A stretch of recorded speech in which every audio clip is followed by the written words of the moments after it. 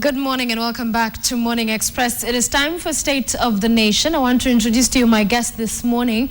We are focusing on misuse of public funds and resources.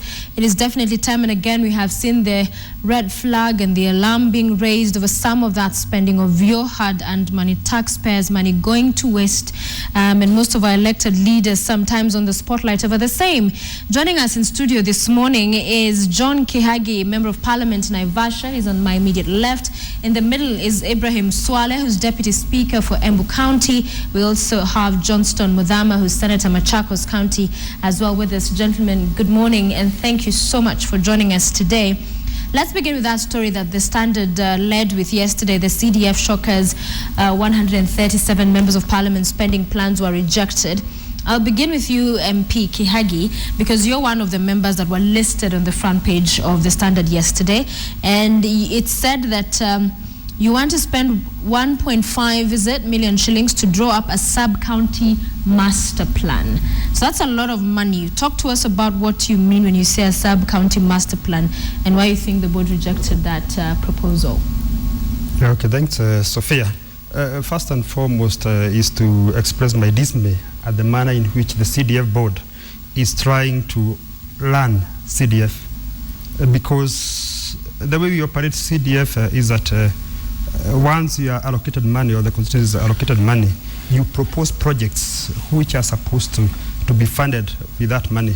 So for this year, Naivasha has been allocated 114 million shillings. And with these 114 million shillings, we propose projects, of course, through public participation. And the CDF board is supposed to look at those projects and come back to you and tell you, this one is okay, this one is not okay as per the act, if you had missed something. We've gone through that process. Like, for instance, there's a project we had proposed by the insistence of the youth of the constituency that we refurbish our YMCA. And when we did that proposal of 2 million shillings, the board came back to us and told us that you cannot do that because the CDF Act prohibits you from using money on religious backgrounds, on religious projects, whether it's Muslim, whether it's Christian, Hindu. And we considered to that and we actually gave that money to another project. This one of the Naivasha sub-county headquarters, because what they've not said there is that we are drawing a master plan for the sub-county headquarters. And the people of Naivasha know that our sub-county headquarters looks like a slum. Our DC still lives in a mud and water house. Our APs are living in a very dilapidated environment.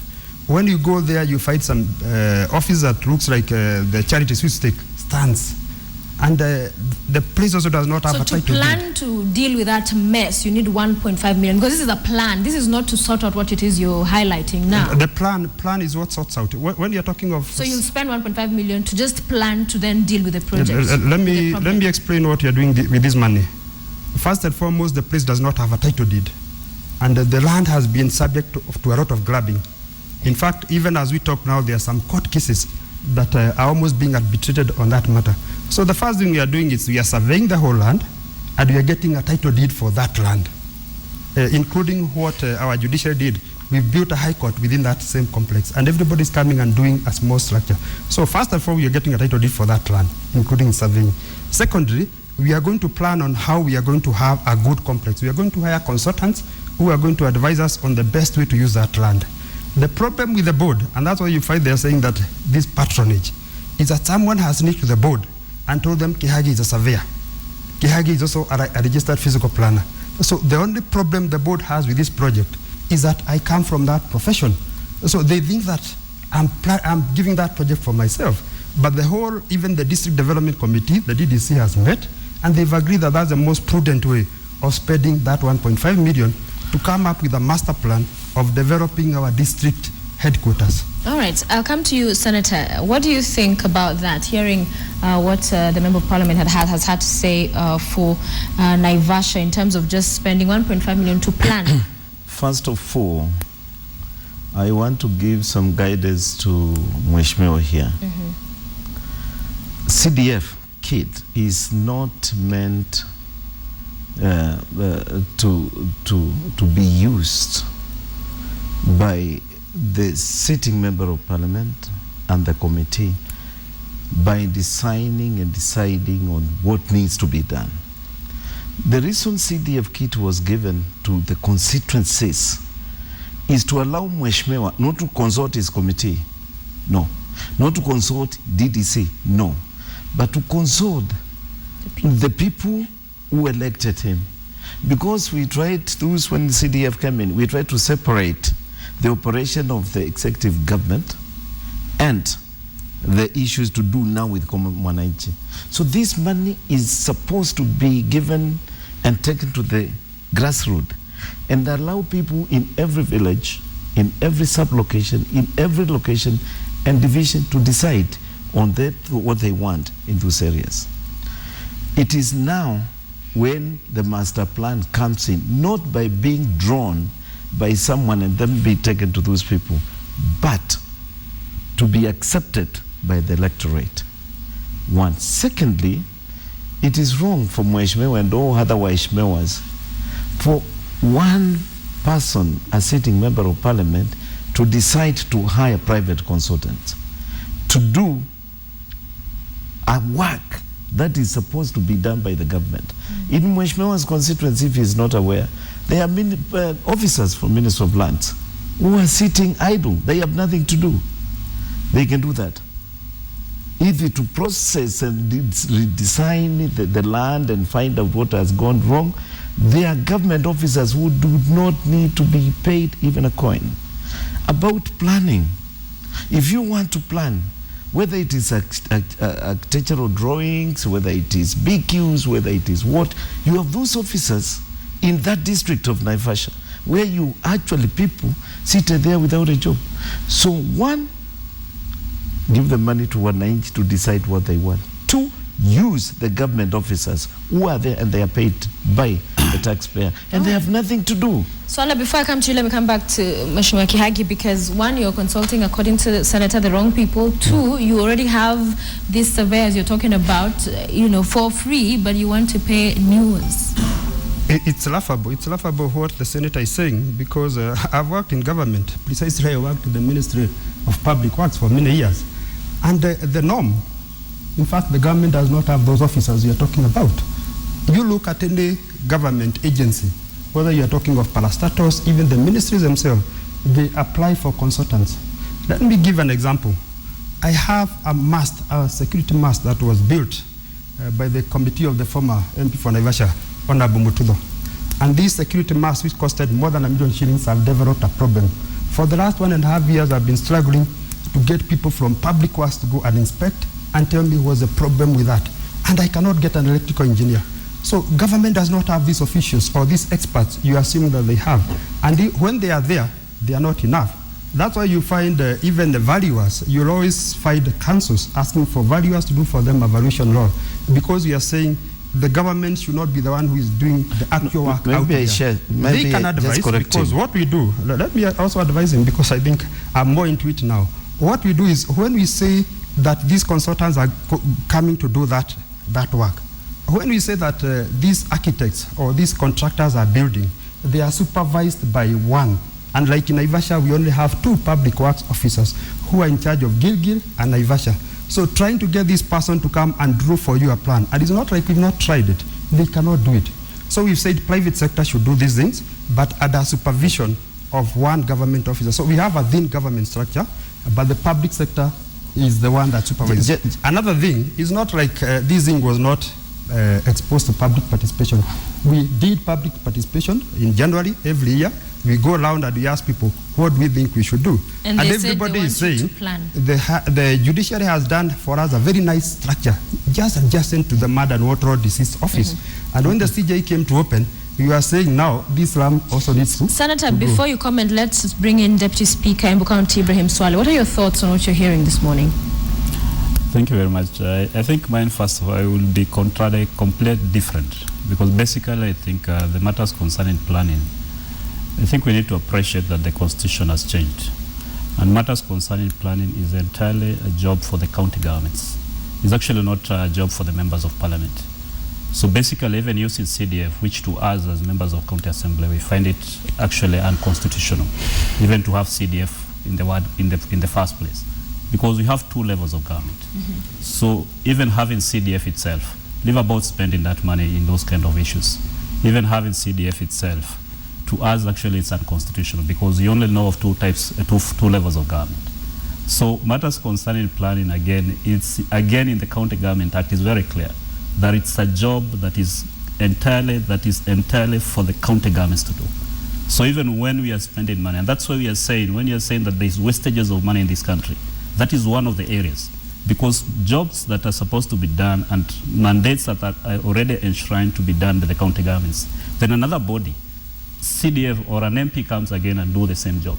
Then eventually the county government, through maybe the integrated development plan, will still come and want to do the same thing, maybe for the whole county.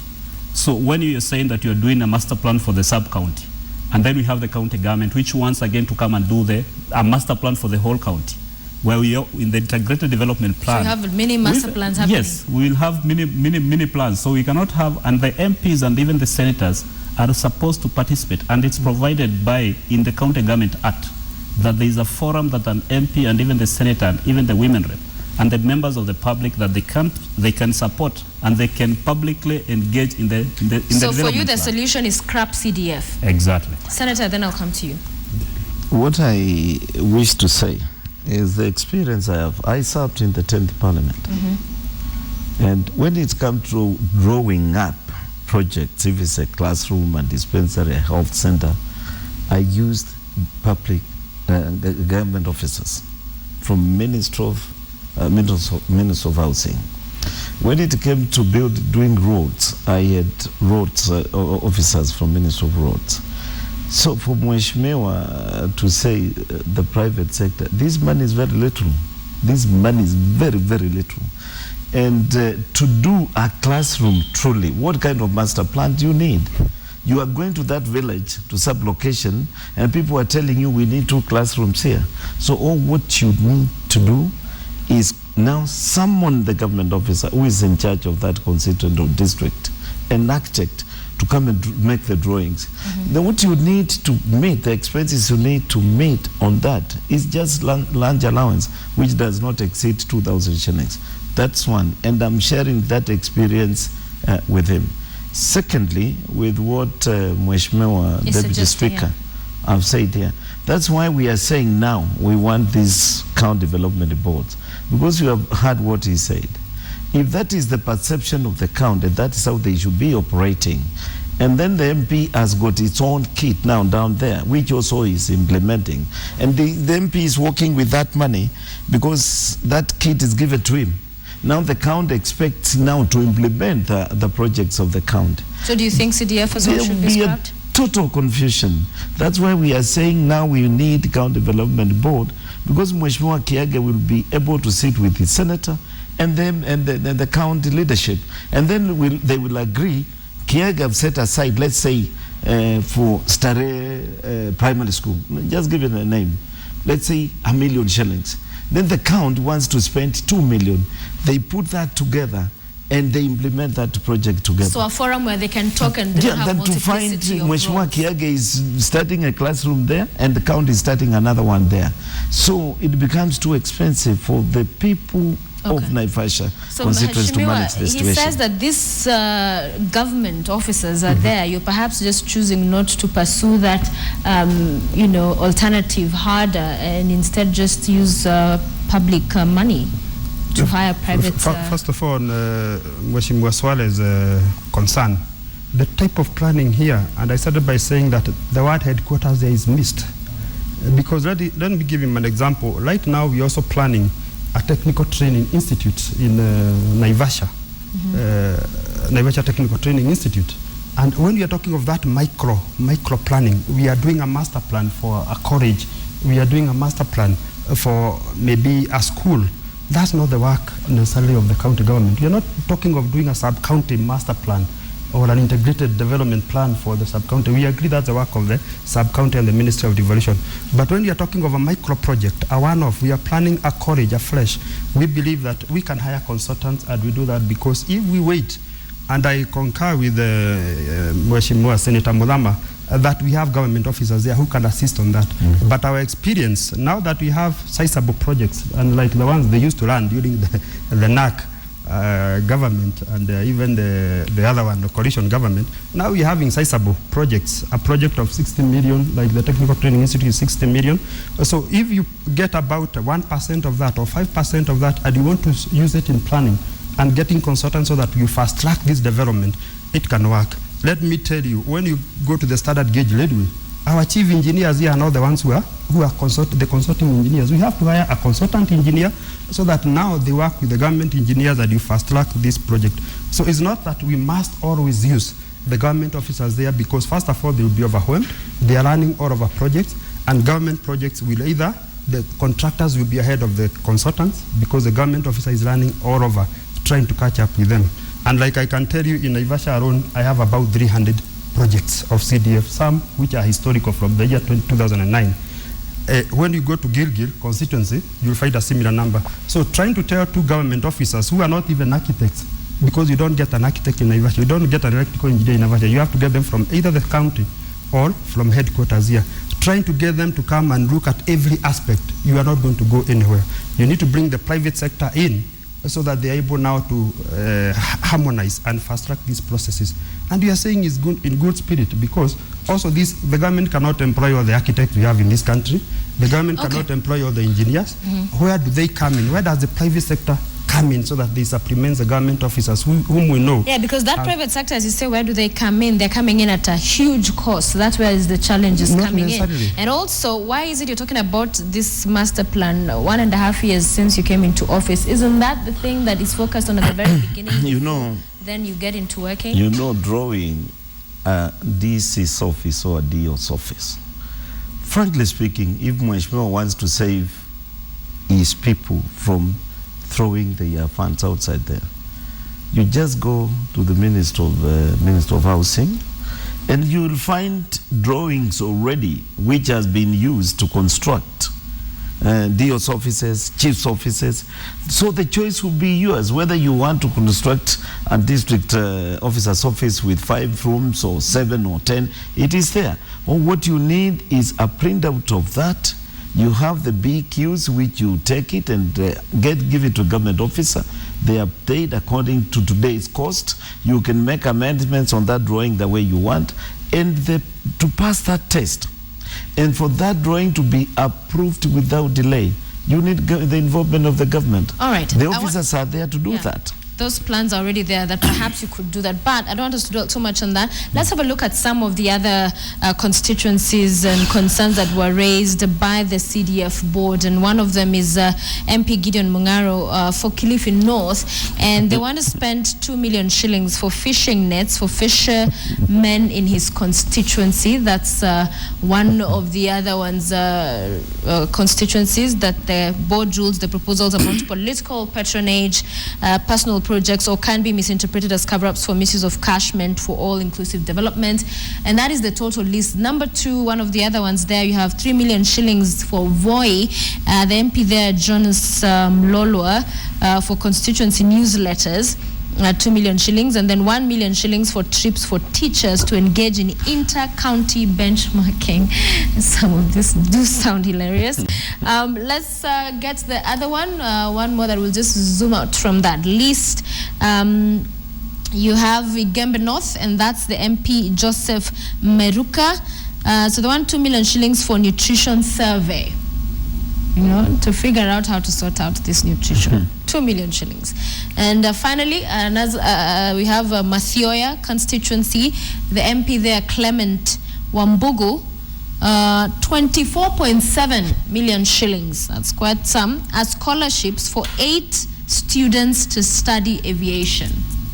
So 24.7 million shillings to go to 8 students to study aviation. Just some of the constituencies there and the members of parliament and the figures and what their proposals are. I'll start with you, Ibrahim Swale. Your thoughts? Thank you. I think it's that's what we are saying as leaders, and I would want to appreciate that CDF came, of course, to assist the public. And again, people should always realize that this tax money is not money that is meant for the MPs to do politics.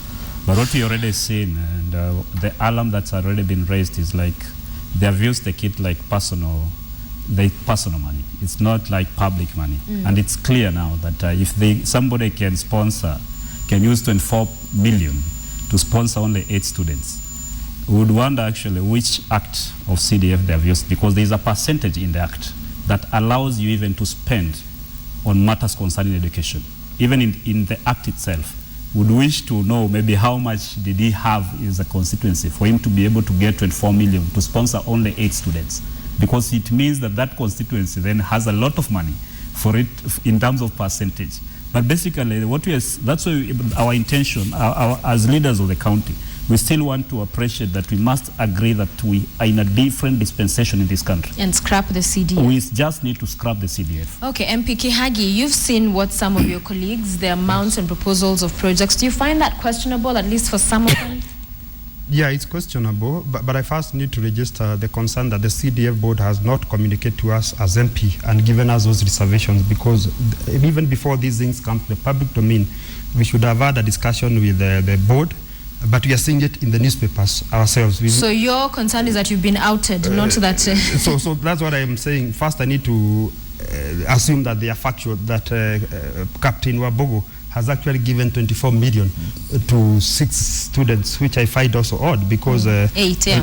Like my whole CDF, all the amount for bursaries would amount to 25 million.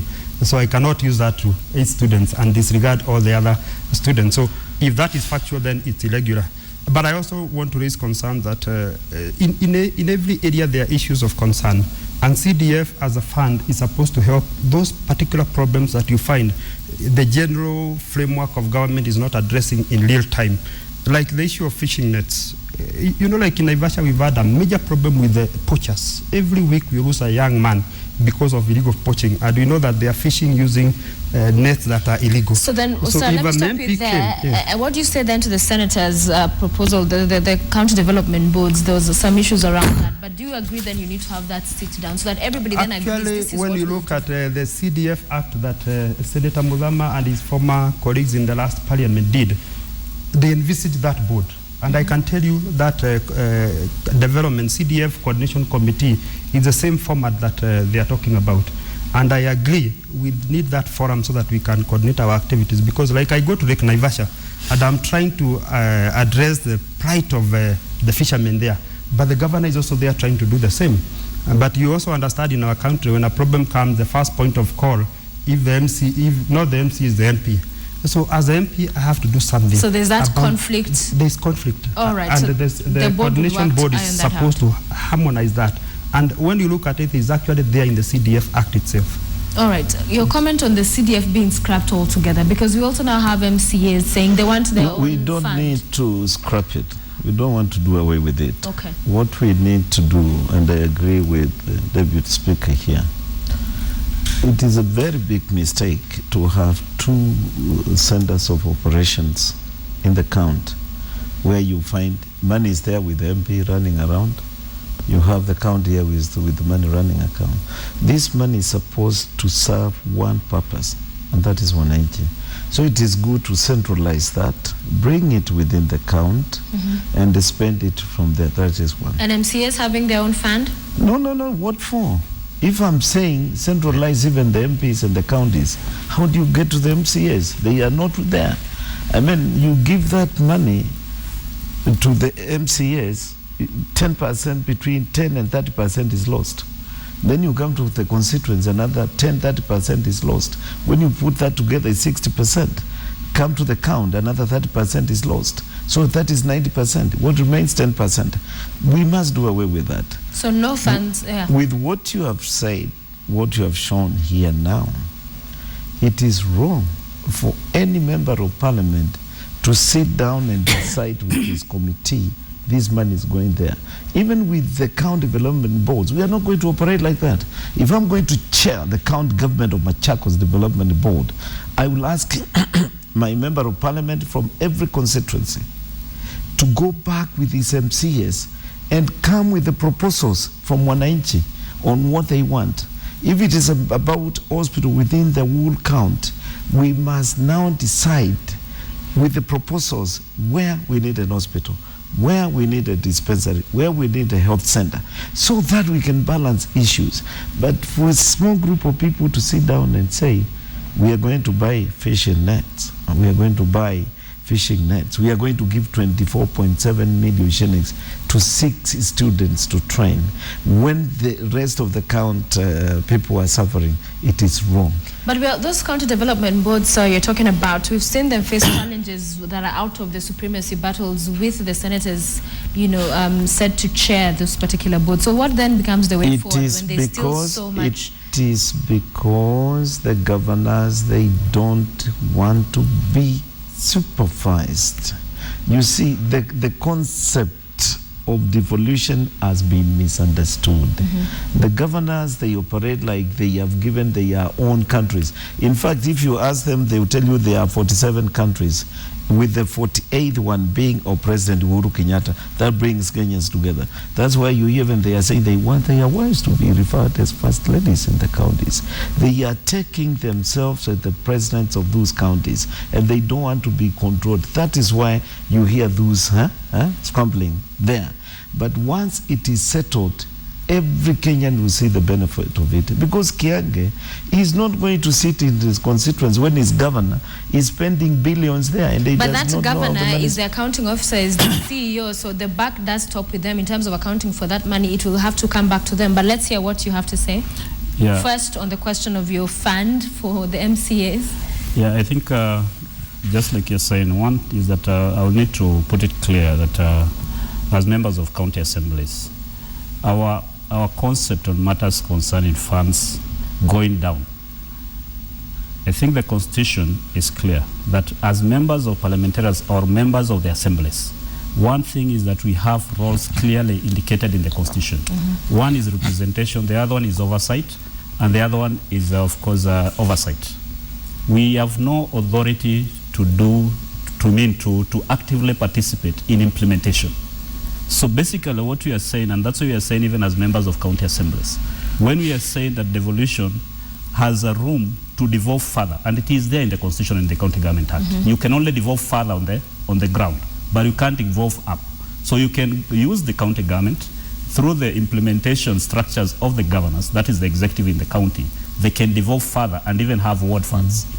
That one is clear in the Constitution. So will that be, again, presenting the same problem you're talking about, dealing with scrapping CDF when you then have the ward fund? But what we are saying is that members of the county assemblies, members of the Senate, members of the Parliament should not participate in implementation. It can only be of the roles that we are given.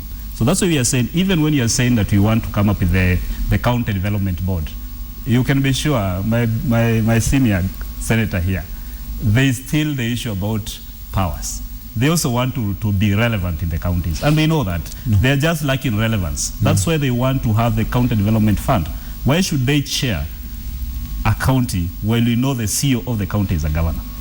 It is there, and that's why you're saying we must respect the Constitution. Okay. That is what Kenyans voted. I think what Senator said is very true. People have misunderstood devolution. Yeah. That's why you find he's saying that the senator should not have a relevance in the same county which elected him as a representative in the Senate and for national matters.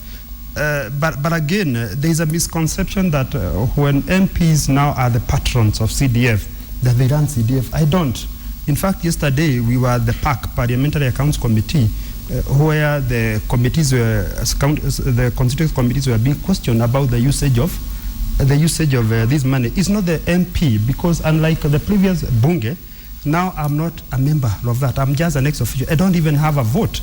It's that committee that decides how they are going to use, and that committee now is elected by the people. I only come to appoint the chairman. So what you're saying is that I'm not involved. But when you're involved in the appointment of the people who you're saying are deciding, I'm not involved as per the running.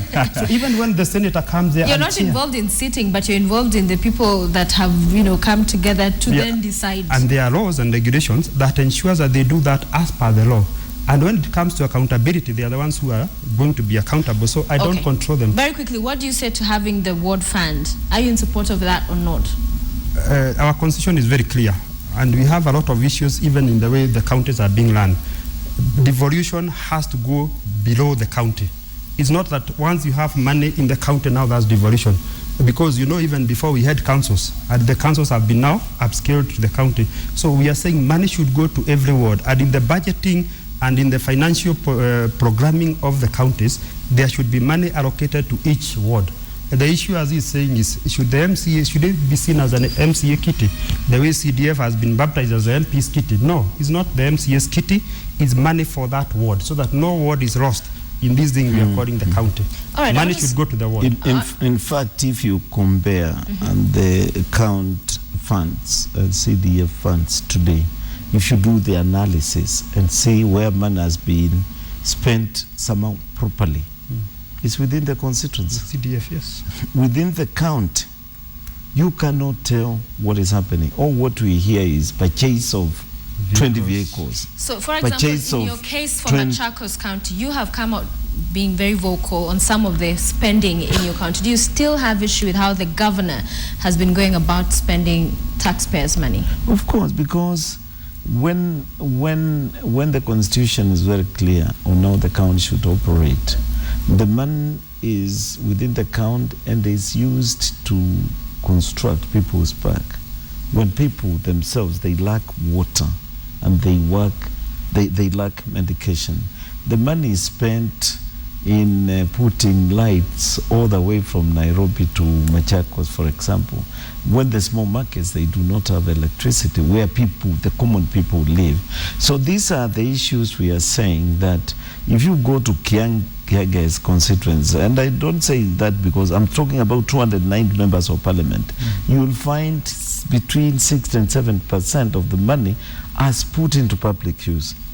When you look at the counties, 80% of the money has been put in the luxury issues. That's why we are saying we want to sit together because we are elected to serve one person. So you want to chair within those the counties, CDBs, and not because that we want to have powers. There is no powers that we are going to have. Okay. The president of the Republic of Kenya chairs the treasury. The budget meeting. At the end of the day, that decides on how the country will be managed. But it does not mean that the president dictates on what to be done. Let's move on to another issue where we've seen wastage as well of public funds. And this is yesterday in one of the dailies, there was an ad put out by Nandi County. Let's put it up if we have it now, thanking the Deputy President and other cabinet secretaries for attending I think agricultural show it was yesterday. So to put out an ad in a national newspaper to thank simply,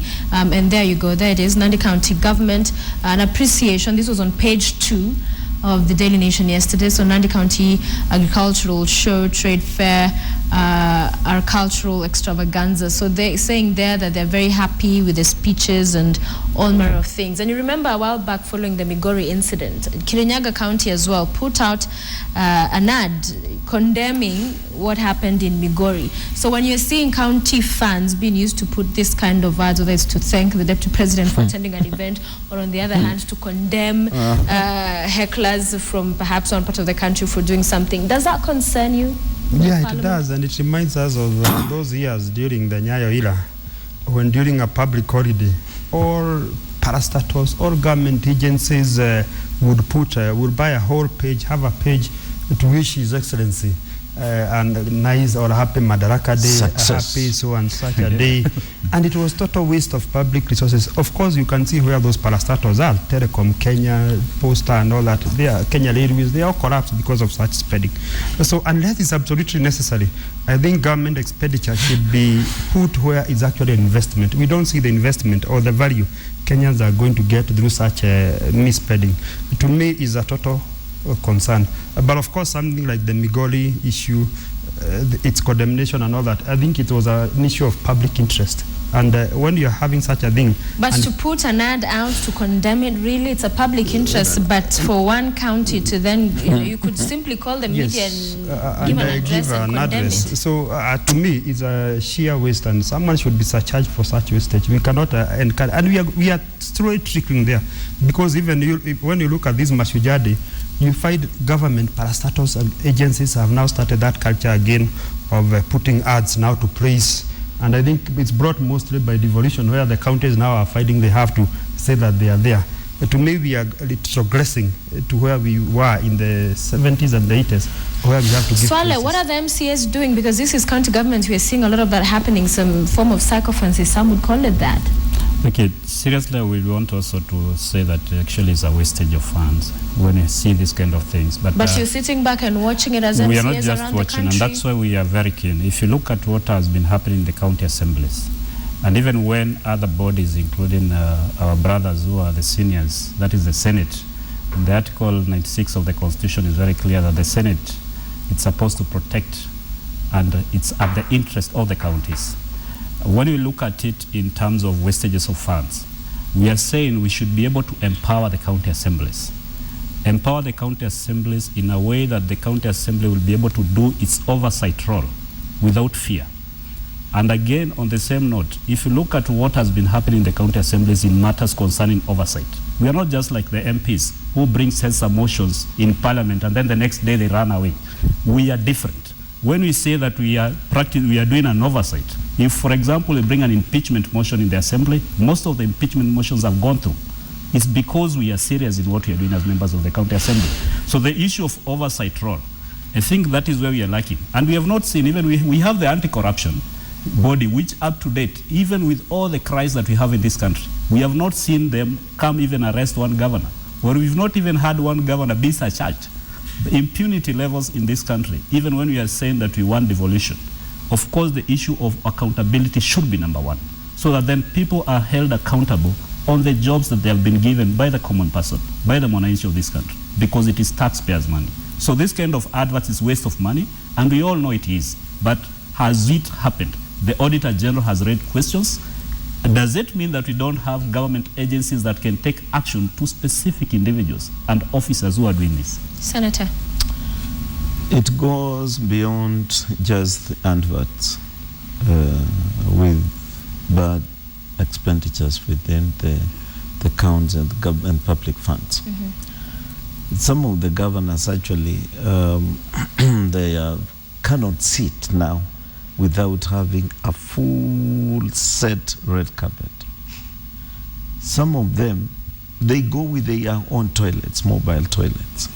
Some of them, they go with entire team for cooking for themselves, wherever they are going, even if they are going to attend a public function. So they have taken it upon themselves that there is too much money that needs to be spent. And by the way, I want to caution Kenyans that there are leaders, they understand the people they lead. Before they put money to waste, the way you are raising the issue now on adverts on such things, they consider the education of the poor children. They consider the medication of the very need cases. And they ask themselves, what kind of people are we leading? Are we leading people really who can buy a newspaper and read where 500, 600,000 shillings have been spent? Are we leading people who will understand that a governor can be with an entourage about that vehicles? Leaders, they make a big difference from people who are employed to work and implement the instructions which are coming from the leaders. So what we are having as governors today is not leaders, but those are people who are supposed to be implementing instructions given. But then are you also saying as Senate you're helpless and that you'll sit by and watch all this happen? But we have criticized this, we have spoken about this. As Mheshimiwa says here, like Senator Mudhama has reported more than 15 open cases to EACC. On your government. And as Mheshimiwa says here, none of those issues has been thrashed out even by EACC. What are we supposed to do? That's why we are saying now, let us create county development boards, because we cannot pick up guns and go and fight. We cannot go to the offices and fight fiscally. We are talking, and that is how you lead. You lead by talking issues and thrashing them out. Now it is up to the relevant authority to take up the issue and deal with it. Nothing is happening. That is where the problem is coming from. It is not that we are not raising the issue. In the Senate House, we have spoken about this. We have even put a threshold on what should be spent on recurrent expenditure, and more so with MCAs. Now, some of them, they have actually inflated those budgets and gone 3 times of what we have suggested. The law says very clearly that between 60 and 70% should be put on those funds, will be put in development. The Deputy Speaker here, he can tell you from his own count, nothing like that has happened. And now what they wake up and see is new issues which has never been budgeted for being dealt with. So, Ale, because we're also seeing that inflation on budgets, even the issue in Makueni County itself, the MCAs, they have been accused of greed, and that is what has led to this stalemate, the push and pull between the governor and the county assembly. That there's so much greed that people want, some of these elected leaders want this public money for their own use, that yes, they'll quote it or, say this is what it will be used for, but at the end of the day, it's really for selfish gain. We will agree in some counties. One thing that we need to agree is that we have 47 counties. We need to look at it in terms of percentages. How many counties have those kind of challenges? So when you have a specific county like Makueni, where we have a challenge, then it should be addressed as a county by itself. Because if you look at it in terms of numbers, out of 47, how many counties have those kind of challenges? So you agree Makueni, the MCAs there? We could be having a problem in Makueni, but of course we are saying because of the challenges of not being able to engage, the leadership not being able to engage, the people of Makueni will suffer. And that's why we are saying at any one point, leaders must be able to know that we were elected to serve the common mwananchi. That is the reason why we were elected, and that's why we came into power as leaders. So the governors and the MCAs, or even the senators and the MPs, we have no option. So a case like Makueni, which is very embarrassing, actually even to the counties, we didn't expect it to go that direction. But again, on the same note, just like the Honorable Senator is saying, is that when you talk about the autonomy of operations, if we want county assemblies again to be able to move forward and make sure that they're able to, because it's when you're saying 15% of these monies are going to the counties, that's a lot of billions if you look at it accumulatively. But this country, if you're not going to empower the members of county assemblies, then we are saying we are simply going to lose 15% of the GDP of this country. So we need to be able to be proactive further and say that specific counties which have problems, then they should be addressed using the structures and the legal provisions that are there in law. And as far as the stalemate, pretty much that is now the situation between the governor and the county assembly. Kihagi, what are your thoughts on what you have seen play out? And as far as the allegations of greed and that the MCAs have tried there to pretty much twist the governor, who is reported to have insisted not to go their way or succumb to pressure, and all of it is about public money. The issue is actually one of inclusivity, because whether I'm the governor, I'm the MP, or I'm the senator, I don't know it all, and I'm not the only elected leader within that county. So what has happened, although something they want to say is greed, I don't think a member of county assembly or a member of parliament wants this money to use in their house, or wants this money to use for their private issue. Why would you say that with so much confidence? How do you know? We've seen them do that. Because I'm a member of parliament, and I know. I also come time and again been accused of being very greedy. Yes, but the greed they are talking about here, they're not asking for this money as their own personal allowances. They are asking to be involved in development projects in the area. But it's always covered and sugar-coated in something else. They'll never come and say, I want this money to go to my house. It will always be said, we want this to be used. Not aware. Maybe let me tell you something. He's not aware of what is happening in Makueni. Yes. The issue in Makueni is not just exceptional. It is an issue that is affecting most of the counties. Yes. One, in Makueni, the MCAs are the most least to have traveled, like many other MCAs. Why? Because of the leadership of Kivutha Kibwana. Kivutha Kibwana have said, no, I'm not sponsoring trips like the way they are being sponsored in other counties. That is one. Two, the threshold that was set by the Senate on what should be spent by MCAs In Makueni is close to 368 million shillings. They have hyped that to 925 million shillings. Professor Kibudha Kibwana is saying, no, this is not allowed. This is what the law says. There are many other demands, and they want Makueni to move with Maendeleo chap like Machakos, where money is dished out to MCAs even to implement. No, let me explain to Kiage. I wanted to interject because we'll come back to you, Senator. Let him just finish. And then we'll come back to I'm assuming the same model of the National Assembly or the national government is the model we've adopted in the County Assembly. And in the National Assembly has its own vote. So the president cannot come and say this committee is not traveling. Correct. It's the speaker who is responsible. So if it's an issue of the MCA's travel, it's not within the docket of the governor. Yeah. Because the County Assembly has its own budget.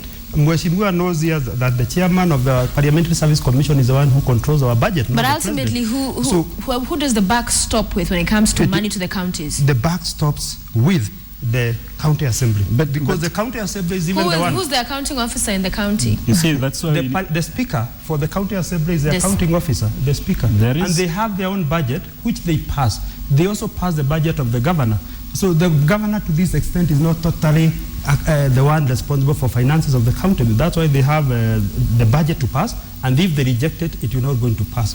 So what I'm saying is that the inclusivity of that leadership is what is lacking, because we've seen the senator, the governor, the MCAs, and the members of parliament all are concerned with this thing.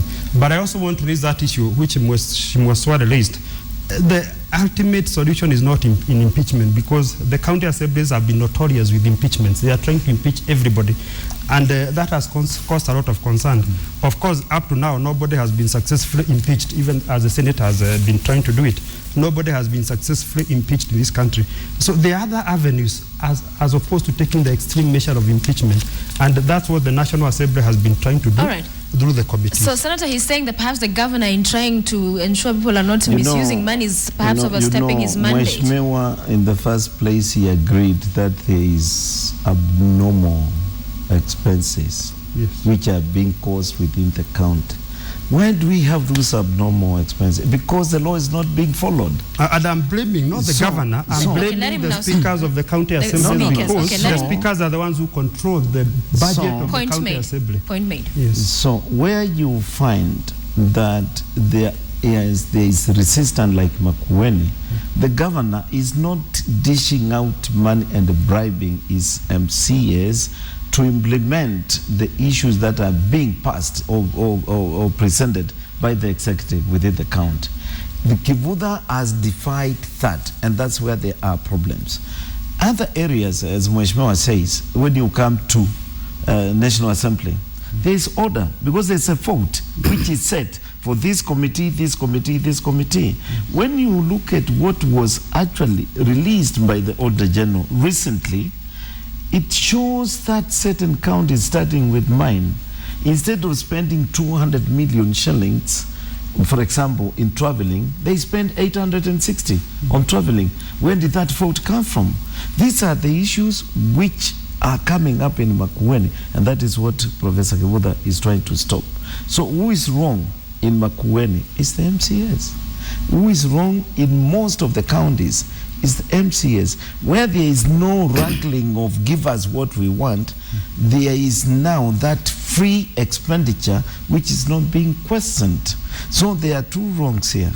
One being done in a different way, another one here being done in a different way. So for Mheshimiwa to liken and say the speaker has got the control, no. In fact, the governors, they think that they are free hand to wake up and do what they want. All right, that is the problem that we are facing. Yeah, I think the Senator is getting it very wrong here. Okay. One is that there's separation of powers. And in the county governments, we have the executive and the legislative arm. And the legislative arm has its budget, which is controlled by the County Assembly Service Board. It's not controlled by the governor. So the governor has no, at any one point, he has no authority over the county assembly. Otherwise, he will not be able to oversight the governor. And that's what we are saying when you talk of autonomy, that the county assemblies should be respected as per the constitution that the people of this country voted for. They knew that these are the people who are going to check for their money.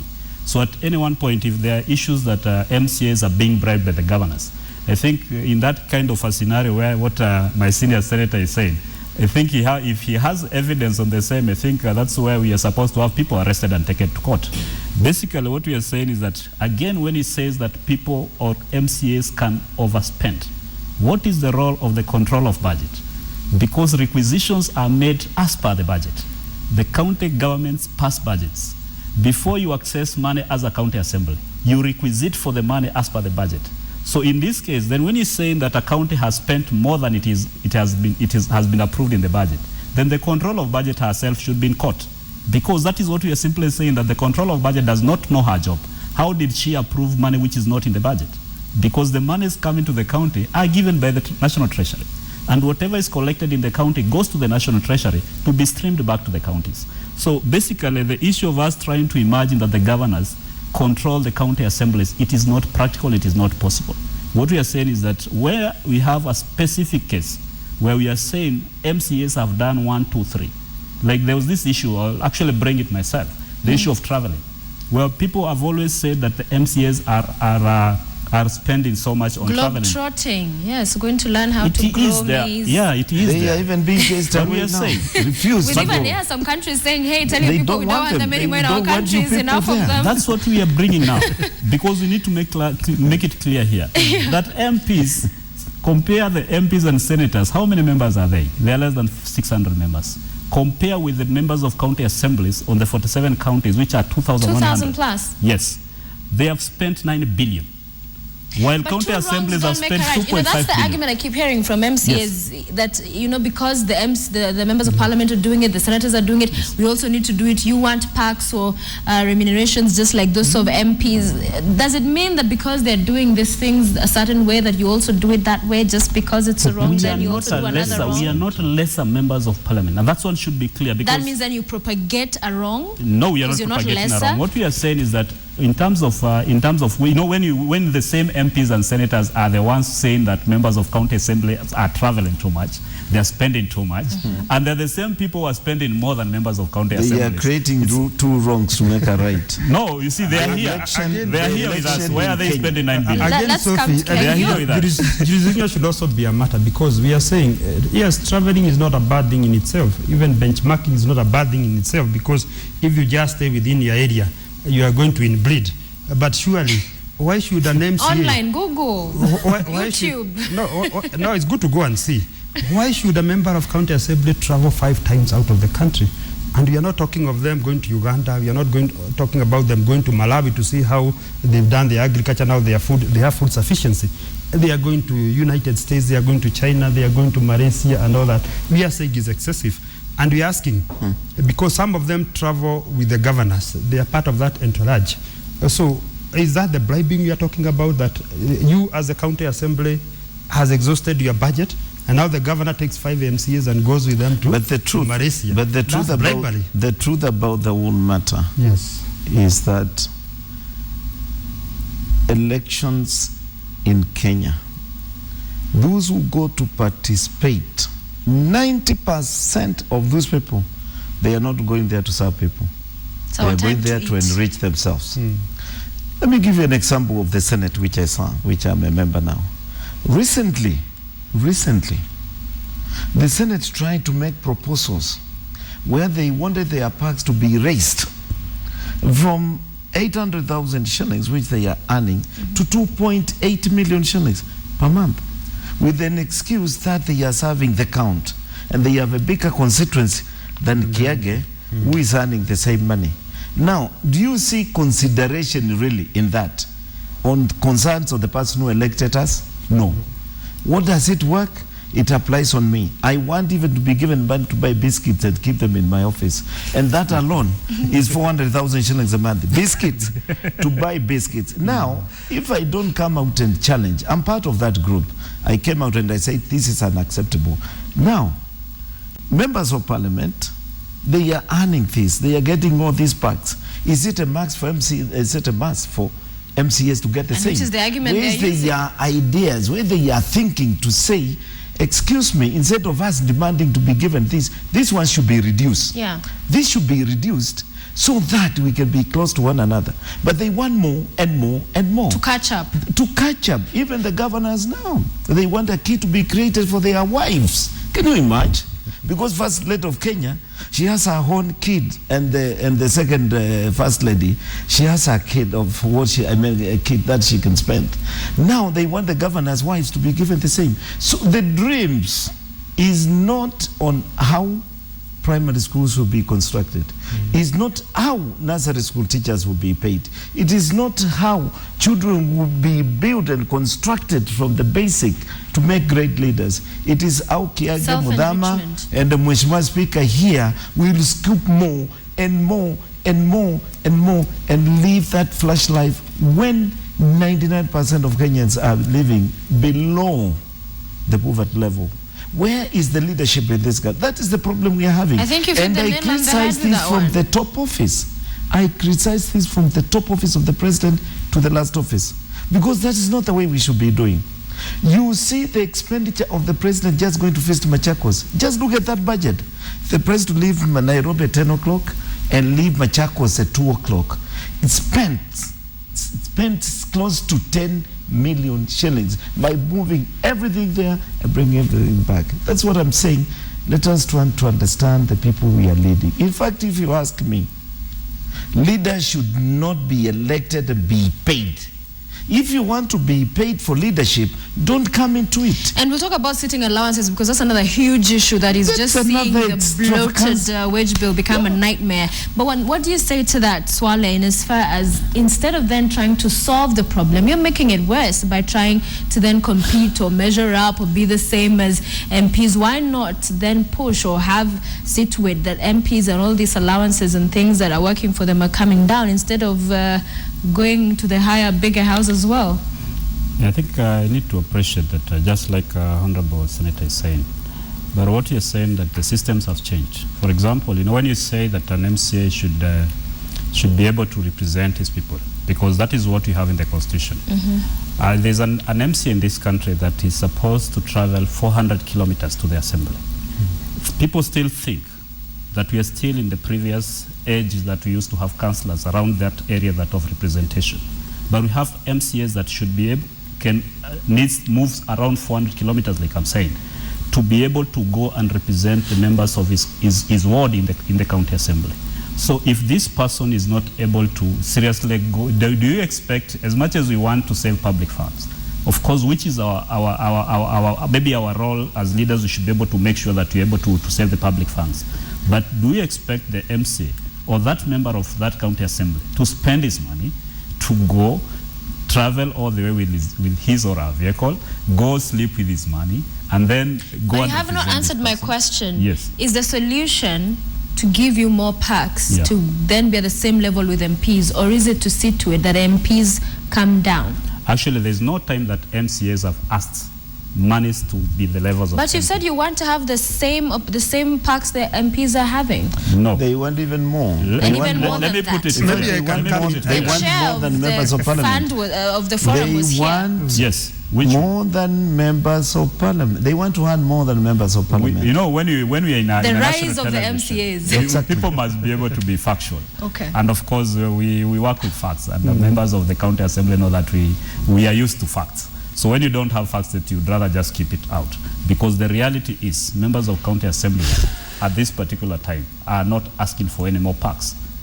And which are these packs that we are talking about? Guns, bodyguards. You know what Mheshimiwa car grants, should expect. That's what we are saying. We are not getting what I will facts. expect the speaker let me here. interject on that. What Because I think what I will expect the deputy speaker here to be pushing for is to say the county assemblies actually should be discussing how many vehicles are given to CS.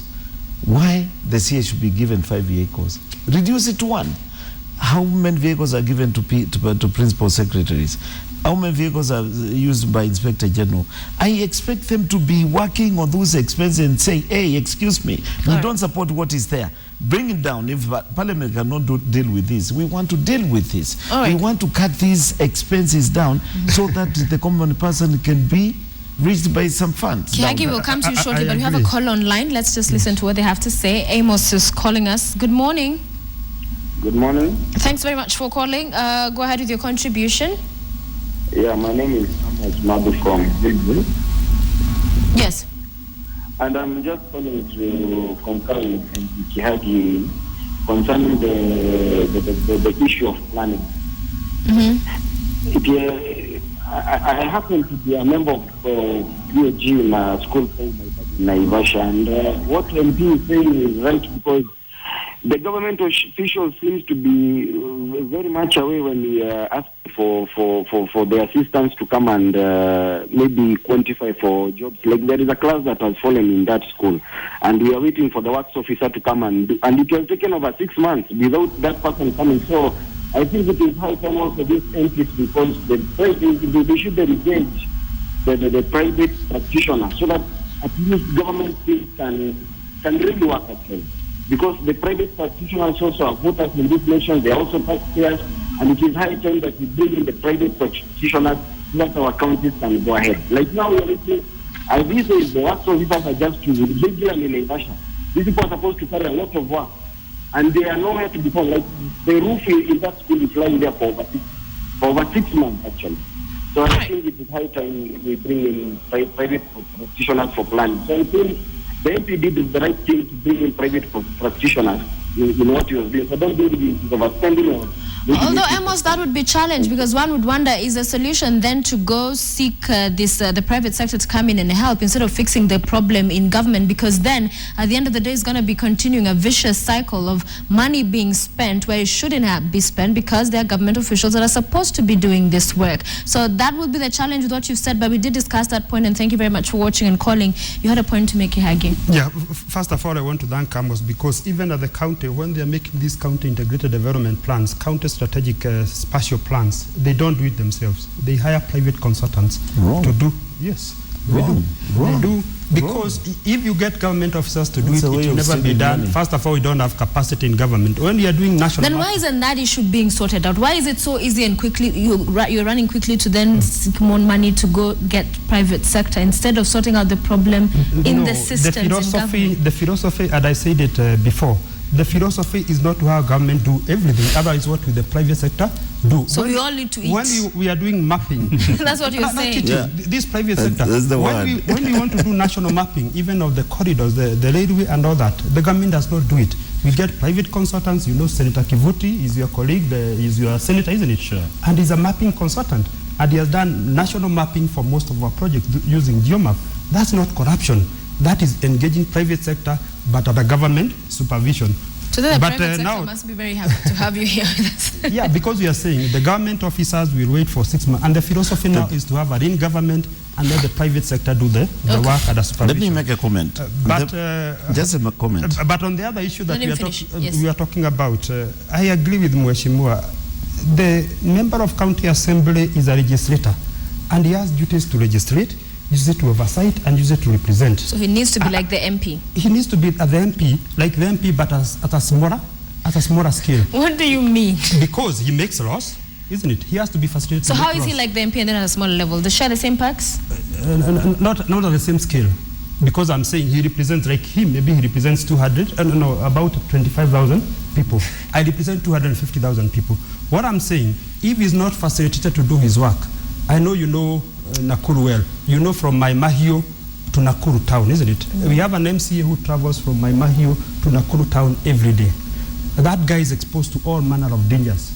If we cannot allow him to have a vehicle allowance, he's never going to travel to... And there are ordinary Kenyans who do the same thing. So when you're saying he's exposed to so many dangers, ordinary Mwananchi perhaps doing the same thing, and when he goes there for business, who's considering them and the dangers they face? When he goes there for business, he earns, isn't it? Yes. So he's going to use some of that earning to come back home. So we are saying when the member of the county assembly travels from Maimahio to Nakuru, a distance of about 150 kilometers, and he comes back, It's not irrational to say, let us give this person a mileage allowance.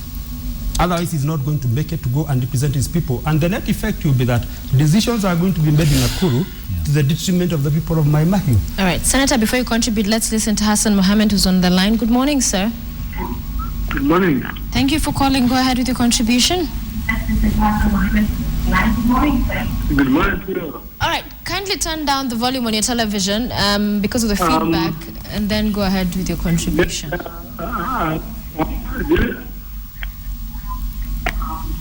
Yes, my contribution is that I'm shocked this morning because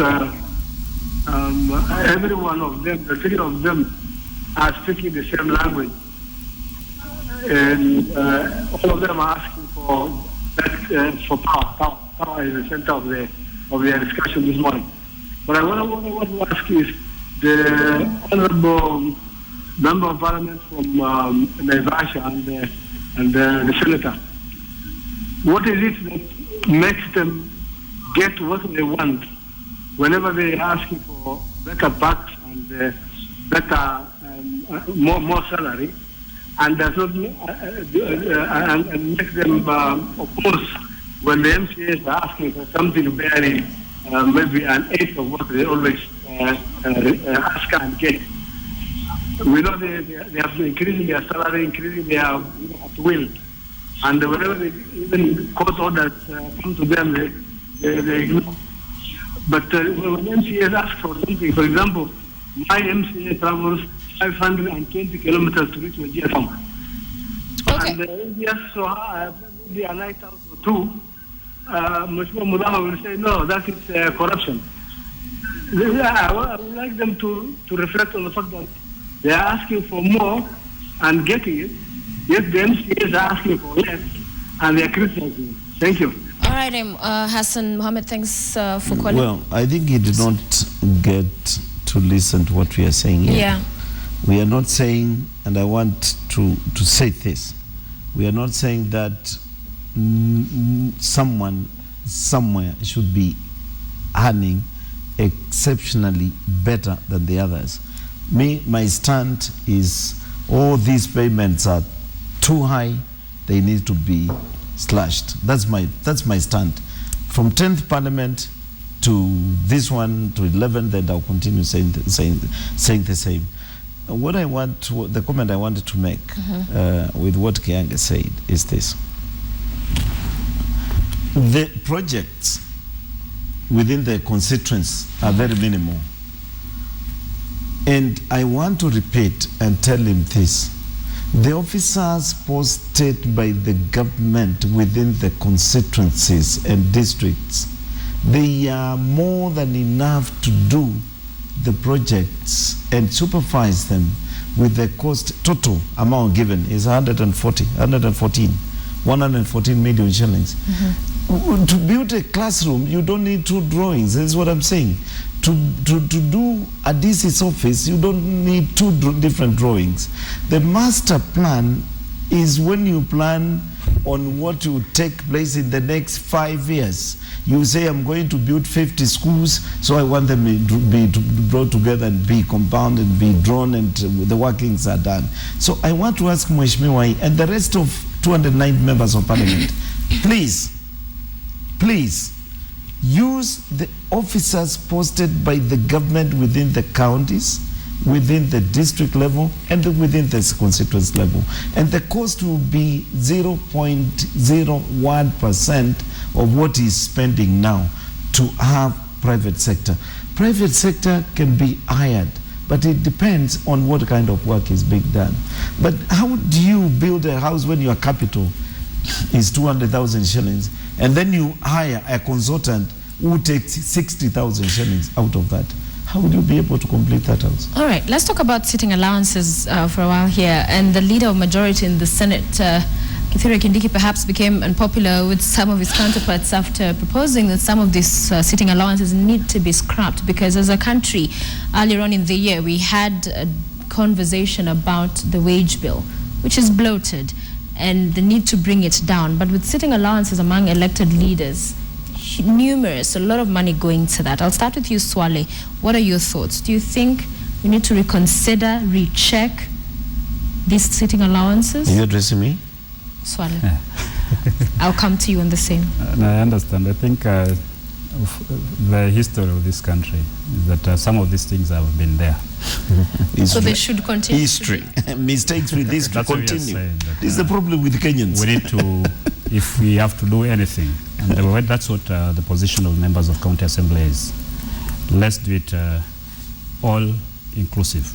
So we are talking of sitting allowances. If they are high, and we believe as a country and as a leadership that these issues are affecting Kenyans and they're affecting the wage bill, then it should be done all inclusively. Why am I saying this? Is that Senator Mudhama, with all due respect, is supposed to make laws. What he's saying here, we've not had him put even one motion in the Senate on those matters that he's saying that we should be able to reduce, because that is where we make laws. That's where bills are passed. So if he was able to lobby members of Senate and say that reduce the allowances, if he was able to lobby the members of Senate and say that we should not give grants to members of the Senate, himself he took the grant. We did hear him say that I'm not taking the grant. He's here telling us that we should not have even the salaries. You've not heard him say in the Senate that can we reduce the salaries. He knows he has the platform, and the legal platform is the house that is representing his people. That is where we need to hear him from, not from the studios. We want to see him practically doing it. Then that we will know that he's really saying what he means. Basically the issue of the wage bill, because we are supposed to give more money to the development. I appreciate that if we are all able to sit down and agree that as a country with the issue of wage bill, that it is much that we should be able to reduce the allowances, well and good. If it's done across the board, that all the allowances go down with a certain percentage, for us, we are able to serve the public. Mheshimiwa Speaker here is just how to pursue his goal. He should know, and I want to tell him for take. I want to give you this. He should know there are issues you can take to the floor of the House and sail through with them. There are others that will never see the light of the House. One of them, and you should give me credit, when I realized that my colleagues in Parliament, in 10th Parliament, they are not ready to pay taxes. And because I could not put that in the floor of the House, I went to the studios and I forced it, and everybody's paying taxes today. That is what I'm doing with this one now. Because I know in the House I'm dealing with who are supposed to be given. So they will not approve it. So I'm inciting Kenyans to rise against them and force them to reduce this. That's the approach I'm making. And finally, our time is up. Maybe Finally, yes. on that one, first and foremost, there is this misconception that members of parliament get a lot of sitting allowances. First of all, to me, it does not make sense, because I'm already paid a salary. I don't see why I need an allowance. But you take it. Because I want to work in solidarity with the waters. We have standing orders. But what I'm saying, by the way, I've never seen it. Take your allowances because you want to be in solidarity. But what I'm saying is, when you go to government boards, you don't deserve sitting allowances when you are paid salary. I'm not paid a sitting allowance. Let me make someone earn salary and then on top of that have sitting allowance. Let me make my point. In solidarity as with anybody, members. because members of like the National Assembly, they get 5,000 sitting allowance. 7,500. Yeah, after taxing it comes to 5,000. It is no taxation. It was 5. They just brought 5 to remain with 5. So they are saying you want to pay taxes. My point. It's taxed. Our time is up. It's taxed. It's 7,500. Taxed comes to 5,050. Okay. That's a fact. But what I'm saying, when you look at these other boards, and we've attended their meetings, and at times they've attempted to give us allowances, even cabinet or ministerial meetings, those people get 20,000, 40,000, 50,000 per sitting, and nobody's talking about that. So but again, when a member of parliament, is that right? They're having a it's not is right. that right? It's not right. So if that is not right, even your 5,000 is wrong. This whole thing about sitting allowances needs to be scrapped for purposes of our country. When you meet, and to some extent I concur with Senator Mudhama, to some extent I don't concur with him, that leadership should not be about payment. But again, when we allow that for you to come to parliament, you work for free, we only allow billionaires and millionaires to come and lead us. And that's another problem. So what I'm saying, No. For us, a member of parliament should be paid a salary. A member of county assembly should be paid a salary. Which already happens? Yeah, I'm disputing his initial point that a member of parliament can come and serve for free. And I know there are very many rich people there who may say, I'm going to go to that parliament and I'm going to work for free, I don't need a salary. I'm disputing that. When you're working in parliament, you need to be paid, but not excessively. Don't use it as an avenue of enrichment. Gentlemen, we must, and if there, my director says our time is up, I have another guest standing by. The payment we are objecting is that exorbitant. It's the exorbitant and the greed we keep seeing and always asking.